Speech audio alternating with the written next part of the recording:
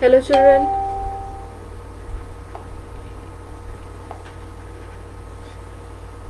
Hello class 5.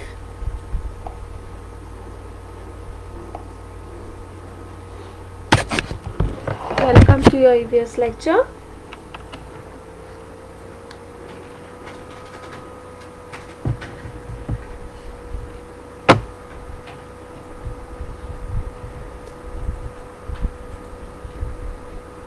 Okay children, we are on lesson number 6, Animal Senses. In the last lecture, we had seen how do the cockroaches, spiders and grasshoppers, they use their feel, they see the different, they feel the touch, how do they hear? Okay, so what are the organs do they hear to hear the sounds? For example, spiders and cockroaches have their fine hairs on their legs that can collect the vibrations also, and they can hear it. Cockroach has a fine hair all over. Grasshoppers have a hair all over their body to detect the sounds. Then we saw next that snakes do not have internal ears like us. Yes, as we can see the ears of some animals like cat, dogs and all this. So they are outside on the upper part of our body, so we can see them. They are called as a external ears. But in case of snakes, they have a internal ears, and they help them to detect a very low frequency sound. Means they can hear the noise but very low. Okay, so how we can hear when a pin falls? How much sound do we can hear? So such a slow sound they can hear. They can pick up the vibrations from the ground. As I had told you yesterday also, that the body of the snake is close to the ground. They crawl on the ground, they move on the ground. So there is a good touch of their body and the ground. So they feel the vibrations that are coming from the ground. As they do not have visible ears, so they don't hear sounds as we can do. But it's not quite right to say that they are deaf. They are not deaf. They can hear, but with a very low sound. So there is a vestigious apparatus of hearing inside their heads, and it is set up attached to the jaws. Jaws where our teeth are located. Upper jaw and lower jaw. Where our upper jaw is a fixed jaw, we cannot move it, and our lower jaw is a movable jaw. So because of the jaw is movable and our tongue is movable, we are able to talk. So they feel the vibrations very well and may hear a very low frequency of sound from the air. So I had given you one example of a snake dance. Yes, we see the snake dance on the road. The person plays the beam, and the snake starts dancing, moving his head, upper part of the body. So when the snake is able to hear a very small sound, he is not able to hear the beam sound also. So the snake moves according to the movement of the beam. You have seen that when the snake dance, that game is going on, that person keeps on moving the beam up, down, left, right, round and all, and according to that beam the snake moves, and we feel that the snake is dancing. Okay, so snakes do not have external. Okay, so snakes detect a very vibrations on the sound by hearing the organs, but they don't hear in the way we can hear the sound. The sum up makes the snakes raise their upper body with the movement of the flute or the bean, and also follows this movement and senses the vibration of the music of the flute. Then we saw about how two animals send a message to each other. So langur, it gives a warning call to alert all the langurs to make them alert that yes, the danger is coming, like a tiger or a leopard is coming, please run away. So he gives a warning call. We can shout and tell others, the danger hai, bhag jao, run away. But animals cannot talk, so they give a particular call to them. Then some birds also have different sounds for different kinds of danger. So what kind of danger? That if the enemy is coming from the sky, they will remove a particular sound. And if a danger is coming or enemy is coming from the ground, then the sound changes. So according to the sound, the animals or the birds understand from where the danger is actually coming, from the sky or from the ground. Then we saw about the Florida bird, that if the it tells or it indicates the other birds by making different sounds, but if it also has a variation in its sound. So it has a high pitched call to warn a hawk to warn of a hawk or a bird which is coming from the sky, and low pitched call for a warning from a snake or a cat. So he will start shouting loudly if it is coming from the sky, and it will shout lowly if it is coming from the ground. Okay, so this was a revision that we had done. Now today, okay, we had one more file fact, that when you knock on the aquarium, how do the fish react? So if any unknown person comes and starts knocking on your door very hardly, how do you feel? We feel frightened, yes, and we go and hide ourselves somewhere. So same way happens with the fishes also. They are in their own world, swimming in the water over there, and immediately if there is a knocking on the aquarium glass, they get frightened and they are puzzled what is going on. They do not understand, and what do? They get feared and they go and hide themselves. Okay, then today we will start with the touching and feeling. If anyone touches you, if anyone pinches, hits you, what happens? You feel the pain, you feel the touch. Yes?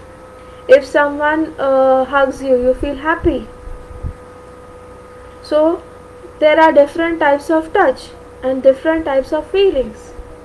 Same way we will see the feeling and touching in the animals. Now nocturnal animals. This word had come in previous slides also. Do you remember? What do you mean by nocturnal animals? So the animals which are active at night, they are awake at night and hunt therefore for their food, and they are sleeping at the daytime, they are called as a nocturnal animals. Okay, so cats, tigers, these are the examples of the nocturnal animals. These animals have sensitive whiskers that can sense the movement or the variations in the air. Now see the picture of the cat and dog. Can you see the white color hairs near their nose in case of both the cats and dogs? So they are called as a whiskers. So these animals feel the vibrations from the ground with the help of this whiskers. The animals use their whiskers to navigate in darkness and to detect the danger. Navigate in the darkness, to search in the darkness, to move in the darkness, and to detect the danger. So with the help of the whiskers, they sense or they feel the danger, and so then they can protect themselves or move away from there. The whiskers also help them to judge the size and the distance of object accurately. See how helpful the whiskers are there to help the animals. So it not only helps them to collect the vibrations to protect themselves from the danger, but it also helps them to find out, yes, the object which is there from them or away from them, or the danger which is coming to them, how big it is and what is the size of it, and how far it is still now from you, so that you can run away, or it is possible for to run away, or how to escape and think it. So whiskers help them in that also. Mice too have long sensitive whiskers which help them to sense an enemy from far. So in case of the mice also, you draw the whiskers when you draw the cats and mice. Yes. So it is an important part of them. So in case of mice also, these whiskers help them to detect the enemy. Okay.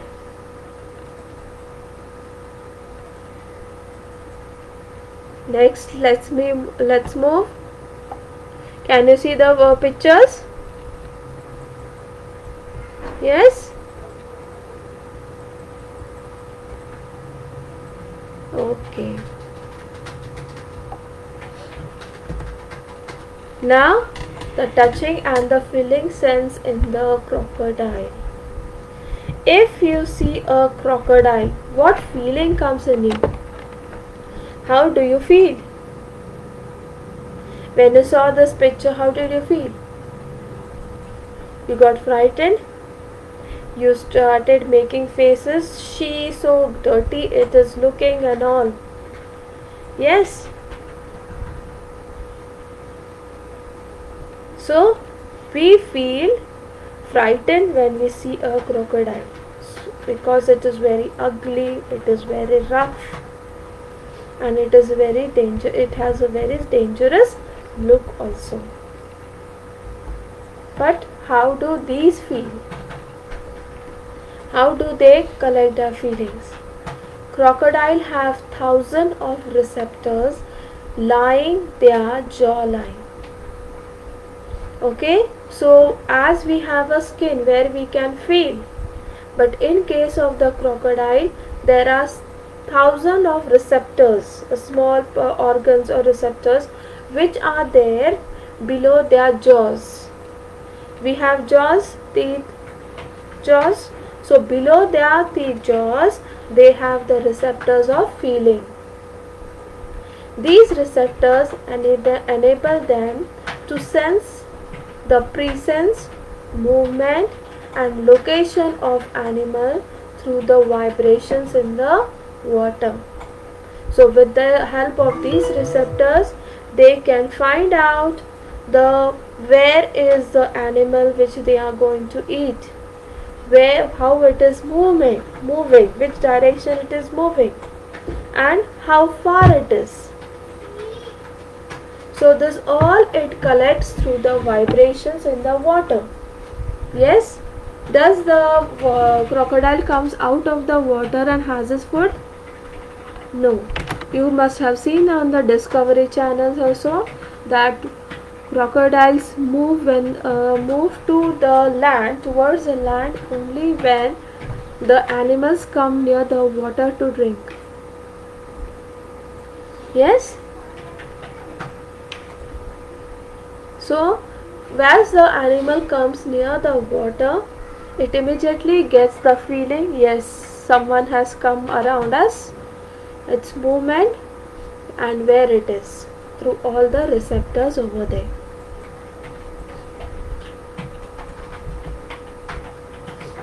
So you can see the tiny teeth of crocodile over there. Below that jaw, they have the receptors.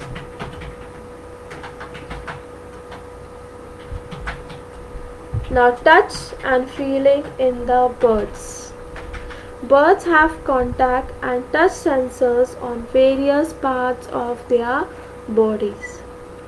Yes, same like us, we can feel on any part of our body, hand, leg, mouth, stomach, legs, feet, anywhere we can feel. Same way they have a touch and contact sensors on the various parts of their body. These includes their feet, bills and tongues. Okay? In some birds, the tactile sensors are particularly well developed in the beak, allowing them to feed mostly by probing and feeling for the prey. Probing means touching. So some birds have the tactile sensors, feeling, sensory organs well developed in the beak, उनके चोंच में रहता है, so that when they are feeding on the prey, when they are eating their food, they can touch it, they can feel it. जैसे हम जब food खाते हैं, मम्मी ने अच्छा खाना बनाया है, so what do? We feel that food, yes, and then we start enjoying that food. Yes, each bite of, or if you are eating ice cream, so after licking that ice cream, you feel it. Yes, its sweetness, its coldness and all this. A bird's sense of touch is concentrated in its unfeathered area. So its sense of touch, it is concentrated, it can feel on the unfeathered area, the areas where there is no feathers on its body. Now which are these areas where there are no feathers on the bird's body? For example, if I show you this bird picture over here, can you tell me which is the part where they are not having their feathers? Yes, the beak, the feet and the legs, they are the part of their body where they are not having the feathers. Okay? So, for example, some birds have the sense of touch in their beak as well as in their feet. So, some have in their beaks and some have in their feet. A bird will feel heat, cold and pain in its feet. So if he is having a cold, if he is having a temperature, or if he is having pain, he will feel where? The part where it is not having a feathers, that is in its feet.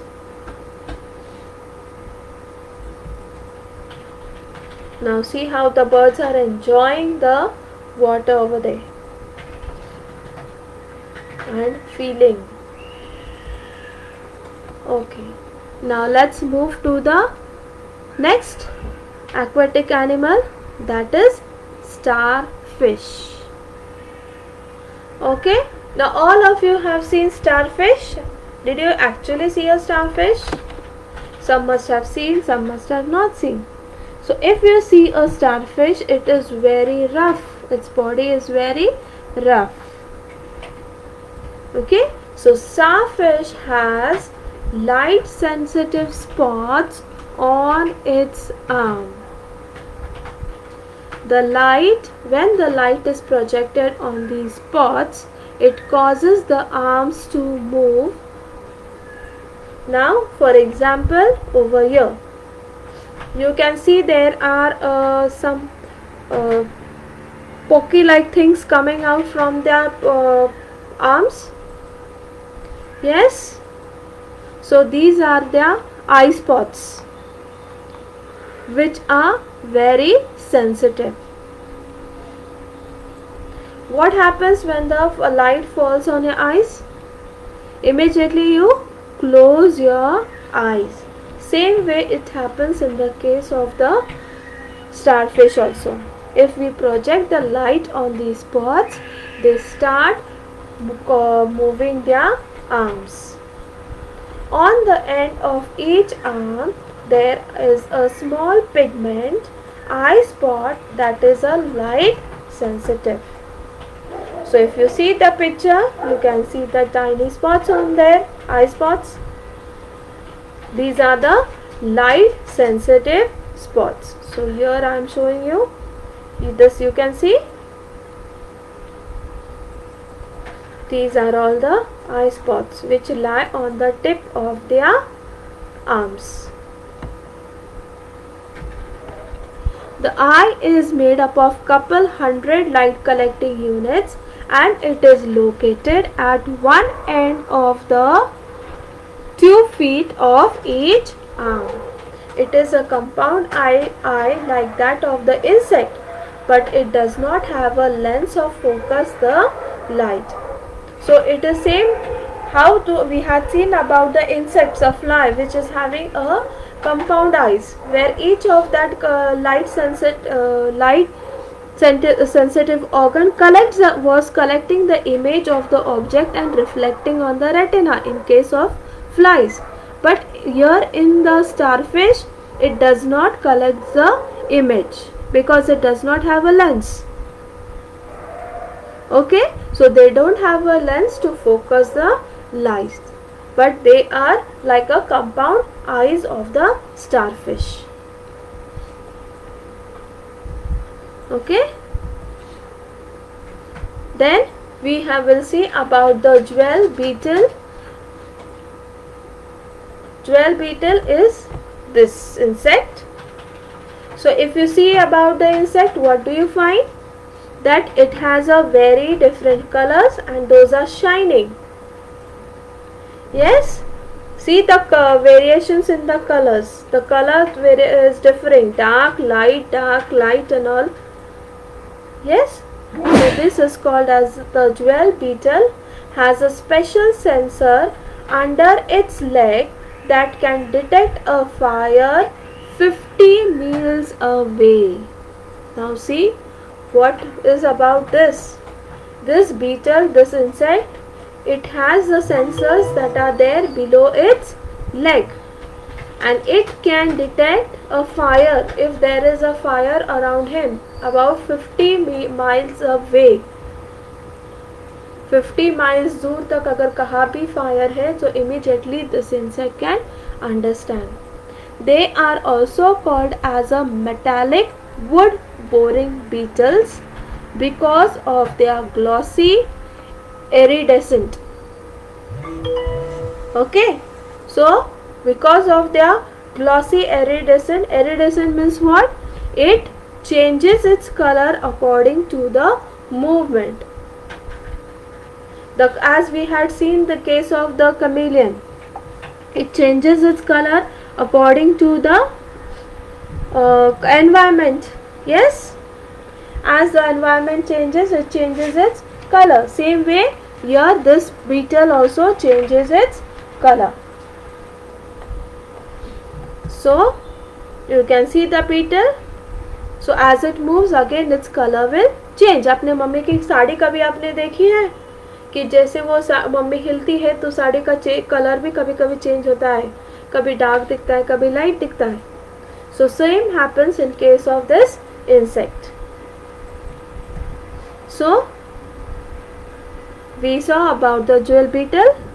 Now let's watch a video of how the starfish can. We had seen that how the starfish move its arm as the light is ejected on its eyes. So we have a video over here for you.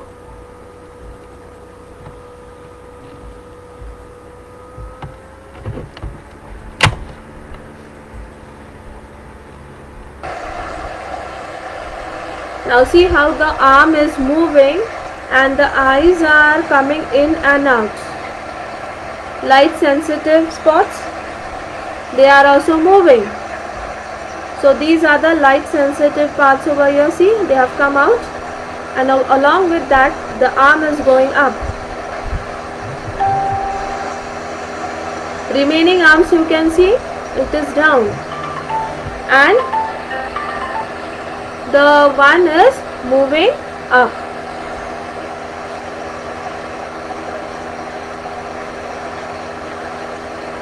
So they are the sensitive because light has been ejected on them.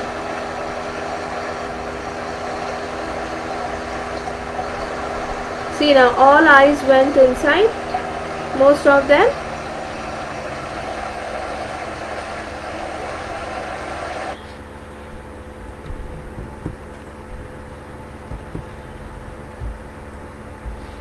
So children, did you see how does a starfish feels the light when the light feels the light when it is spotted on it?